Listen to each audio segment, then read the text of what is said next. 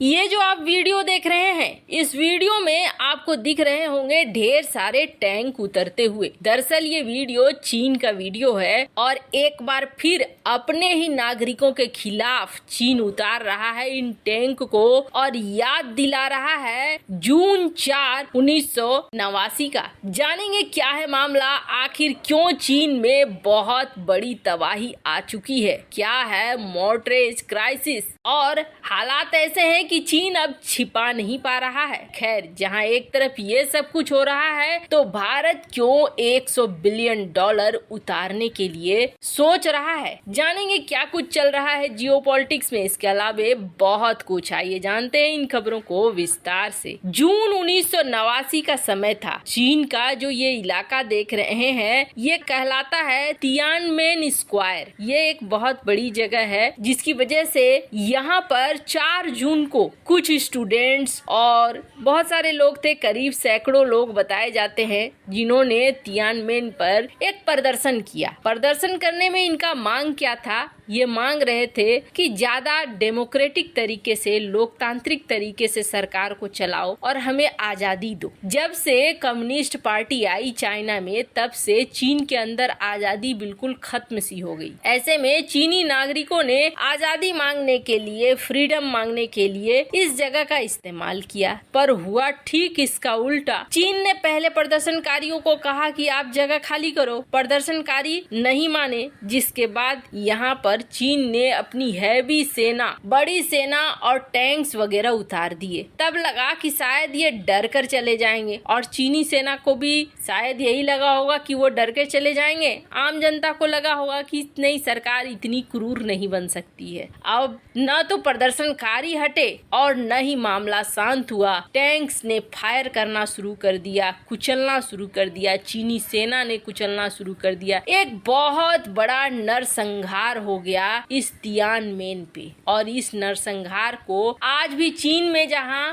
आम लोग याद करते हैं, तो वहीं चीनी सरकार तियानमेन की याद को मिटा देना चाहती है। न तो ऑनलाइन इस बारे में आप कोई जिक्र कर सकते हैं चीन के अंदर, और न ही किताबों में, आर्टिकल में। जो कुछ मिलता है वो पश्चिमी दुनिया की तरफ से इसकी जानकारी मिलती है। आम लोग इस पर बहुत ज्यादा कुछ नहीं बोल सकते हैं। अब वैसे ही हालात एक बार फिर बन रहे हैं चीन के अंदर, और चीन के अंदर टैंक्स उतारे गए हैं। कहाँ पे? हेनान प्रांत में। क्यों? तो आपको याद होगा कुछ दिन पहले हमने आपको एक वीडियो दिखलाया था और दिखलाया था कि किस तरीके से जो बैंक हैं चीन के, उन्होंने आम लोगों का पैसा धर लिया है, जब्त कर लिया है, और वो उनका पैसा ही लौटा नहीं रहे हैं। और ये मामला पिछले 6-7 महीनों से चल रहा है। पहले तो ये मामला आम लग रहा था, पर अब प्रदर्शनकारी उतर आए हैं कि नहीं, हमें हमारे पैसे दे दो। पहले तो बैंक के अधिकारी आते हैं सामने और कहते हैं ठीक है, प्रदर्शन हटाओ, हम आपको पैसे दे देंगे। जब प्रदर्शनकारी नहीं हटते हैं तो व्हाइट शर्ट में ढेर सारे गुंडे आते हैं, जो कहा जा रहा है कि सरकार की तरफ से भेजे गए थे। उन्होंने प्रदर्शनकारियों को पीटना शुरू कर दिया, मारना शुरू कर दिया, बसों में भर भर कर न जाने कहां कहां घंटों गायब करना शुरू कर दिया। जिसके बाद भी प्रदर्शनकारी नहीं रुके। अब प्रदर्शन यहाँ पर और ज्यादा बढ़ने लगा। जब प्रदर्शन यहाँ बहुत ज्यादा बढ़ने लगा है, तब चीनी सरकार ने अब यहाँ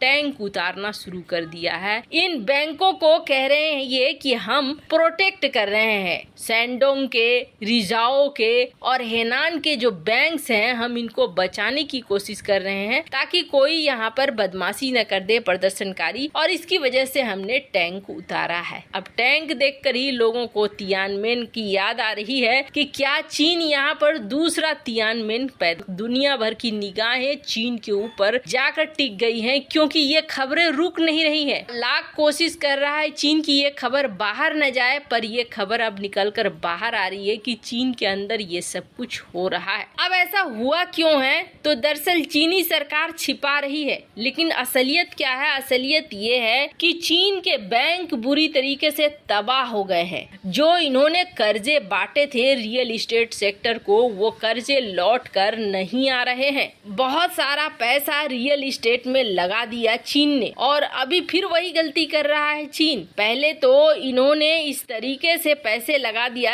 रियल इस्टेट के नाम पर कि घोस्ट सिटी खड़ी हो गई। अभी हालात ऐसे हो गए हैं कि जो जमीन और फ्लैट के मालिक हैं वो कह रहे हैं कि आप तरबूज दे दो, हमें जो कुछ भी है वो दे दो, आप हमारे फ्लैट को खरीद कर ले जाओ। हालात ऐसे हो गए हैं। अब ये बैंक जिन्होंने इन्हें प्रोवाइड किया था पैसे, ये लौटा ही नहीं पा रहे हैं। जो होम बायर्स हैं, घर खरीदने वाले, वो लोन पे ही नहीं कर पा रहे हैं। इन्होंने लोन पे करना बंद कर दिया। कारण साफ है, जिस तरीके से महामारी फैली है, लॉकडाउन लगा है, काम है नहीं, तो लोन पेमेंट कहाँ से होगा। सारी चीजें बैंक के उलट जा रही है। ऐसे में अब बैंक कब्जा कर रहे हैं आम लोगों के पैसे पर, जिनके पैसे हैं उनको लौटा नहीं रहे हैं। माहौल इसलिए पूरी तरीके से खराब हो चुका है चीन का। इस मोर्टाज क्राइसिस नया समस्या बन गया है चीन के लिए। वैसे अभी पूरी दुनिया में थोड़ी हलचल तो जरूर मची है और वो हलचल मचने की वजह है कि डॉलर इस वक्त स्ट्रांग हो गया है और दूसरी मुद्राएं कमजोर हो रही हैं। दूसरी मुद्राएं जो कमजोर हो रही हैं उनमें ऐसा नहीं है कि युआन शामिल नहीं है, युआन भी है, हालांकि परसेंटेज बहुत कम है, लेकिन युआन भी उन मुद्राओं में है जिसके घट रहे हैं वैल्यू। हालांकि भारत के भी रुपए का वैल्यू बहुत ज्यादा गिरा है, करीब 7% गिरा है और अब ये 80 रुपए पर आ गया है, यानी $1 80 रुपए के बराबर आ चुका है। वैसे बात करें तो इस वक्त रशियन रूबल, ब्रिटिश पाउंड और ऑस्ट्रेलियन डॉलर ये कुछ हैं, एक ब्राजील भी है जिसके करेंसी में गिरावट नहीं आई है, बाकी सबकी करेंसी में गिरावट आई है। चाइनीज युआन की करेंसी में -6.3% की गिरावट है, तो भारत में 6.6% की गिरावट है। और इसके अलावे तो यूरोप का हाल बहुत बुरा है, जापानीज का तो और भी बुरा है। यूरो 10.4% गिरा है, तो वहीं जापानीज 16.7% करेंसी गिरी है। अब ऐसे में चीन के लिए हालात और भी बुरे हो रहे हैं। ऊपर से इस सिचुएशन का फायदा चीन उठाता है एक्सपोर्ट बढ़ाकर, तो लॉकडाउन की वजह से एक्सपोर्ट नहीं बढ़ रहा है। भारत में अब इस चीज को लेकर एक बड़ा एक्शन लिया जा रहा है। भारत दरअसल अब इस सेक्टर में आरबीआई का ये कहना है कि $100 बिलियन